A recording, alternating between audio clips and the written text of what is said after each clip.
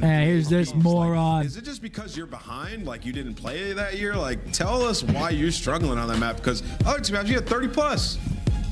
Yeah, why I'm struggling on the map, I couldn't really tell you. You know, if you're gonna be asking me, I feel like I'm getting shot in my back a lot. Maybe I'm not in the right spots a lot of the times. But I don't know, man. I'm definitely not playing on it. Definitely not playing well right now on it. But you know, I'm playing well on other maps. So as long as I can fix it up going into the major, then that's all I really care about. Yeah, and then quick follow up here. I see Paco's right behind you. You know, I was looking at your guys' search, and he just hasn't been the same. Like, not the Paco who you played against him, who's taking over S and he's finding a ton of first bloods.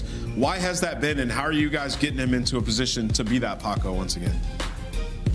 I just think putting him in spots that, you know, he thrives in. Like you said, like when Paco's running around, getting like in your base, getting in corners, being ratty is just when he plays the best.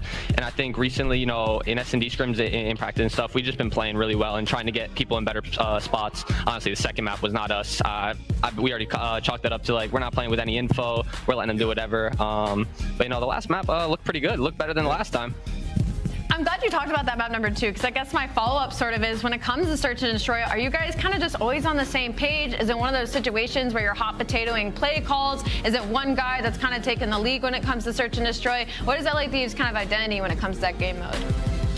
Yeah, in search, you know, I'm a big believer in, like, I don't really think there should be one IGL, especially in Call of Duty. I think it's like whoever has the hot hand, whoever's feeling something, you know, call it out and let's just do it. Because I think we start second guessing and you start hesitating is when you run into problems. And I think right there we did a really good job of just knowing what everyone was going on and just playing the game together. Yeah. Scrap, my brother's coming to Spain. He hasn't watched any of our matches from the qualifiers or the minors. So give him the drama breakdown. What are the big storylines going into Madrid? Oh, big storylines. Let's see. You know, obviously you got the me versus draws. That probably won't ever end for the next 5 years. You know, obviously me versus OpTic. People love watching me play OpTic. Obviously, honestly, also me versus Toronto. You know, I feel like it's just me, bro. Like, we need some more people talking shit. Like, let's get into this. Like, come on now. Let's boost this shit up. That's why you're my favorite. Scrap, we got to let you go. We got one more match. Congrats on the win.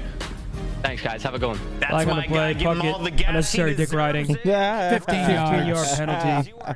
Automatic first down.